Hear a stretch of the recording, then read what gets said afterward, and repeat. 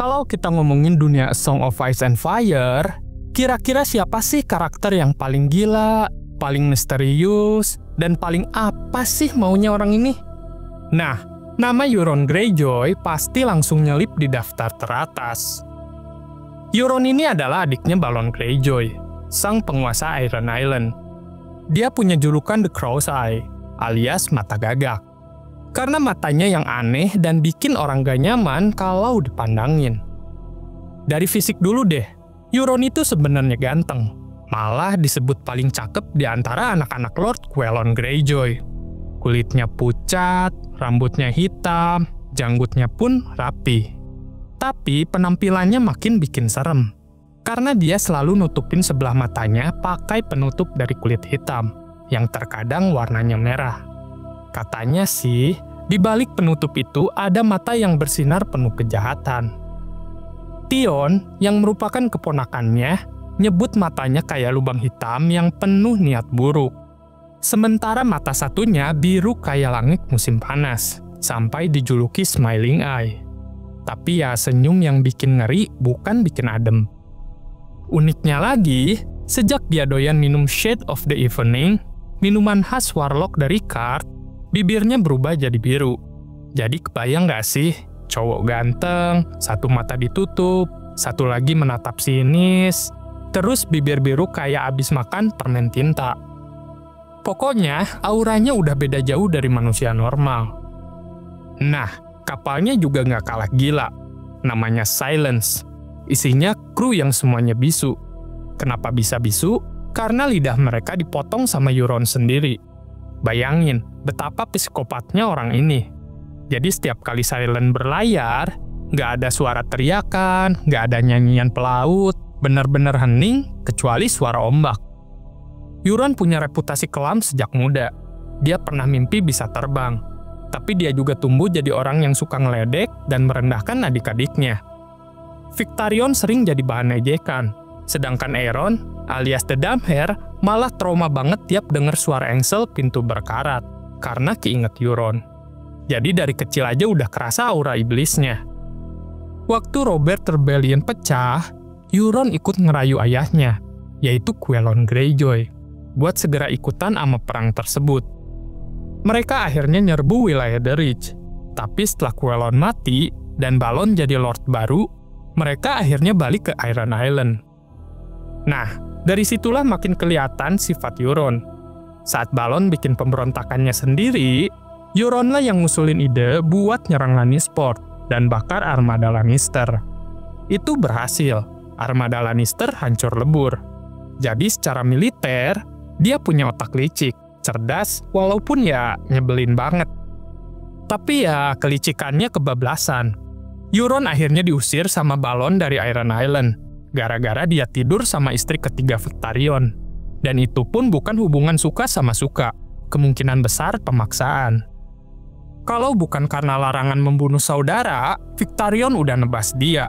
Tapi Euron malah ketawa dan pergi dengan santai. Sejak itu, dia jadi buangan, berlayar dengan Silence ke seluruh dunia. Nah, di masa buangan inilah Euron jadi makin gila dan misterius. Dia ngaku pernah sampai ke Asai, bahkan ke Smoking Sea dan jalan-jalan di reruntuhan Valeria. Dia pernah punya telur naga, tapi karena kesel, dilemparlah telur itu ke laut.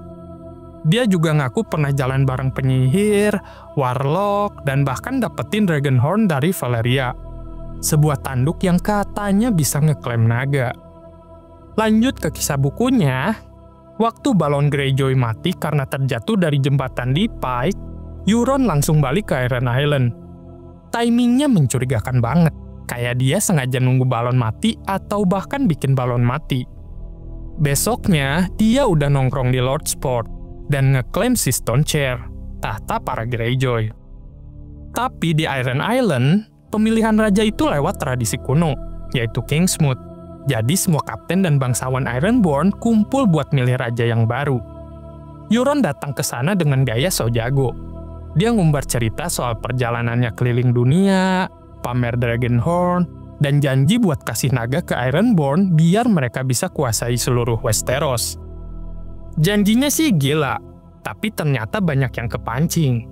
Victarion dan Asa Greyjoy akhirnya kalah suara. Aeron ngamuk-ngamuk, tapi pada akhirnya Euron yang kepilih jadi King of the Iron Island. Setelah jadi raja, kelakuannya makin gila. Dia mulai serang wilayah The Reach, nangkep bangsawan, dan pamerin kekejaman. Misalnya di Shield, dia bikin pesta kemenangan di kastil Lord Heward. Lordnya diikat, dipaksa duduk di sebelah Euron. Anak-anak perempuannya dijadikan pelayan telanjang buat ngelayani bajak laut Ironborn. Sementara itu, Euron sendiri tidur sama Valia Flowers, anak haram dari Humphrey Heward. Buat orang Ironborn saja, kelakuan ini udah terlalu sadis dan memalukan. Dia juga suka main politik dengan cara yang aneh. Musuh-musuh potensial dikasih hadiah, tanah, atau kapal, biar pada sibuk sendiri. Tapi dia juga kirim Victarion ke Essos buat nyari Daenerys dan naganya.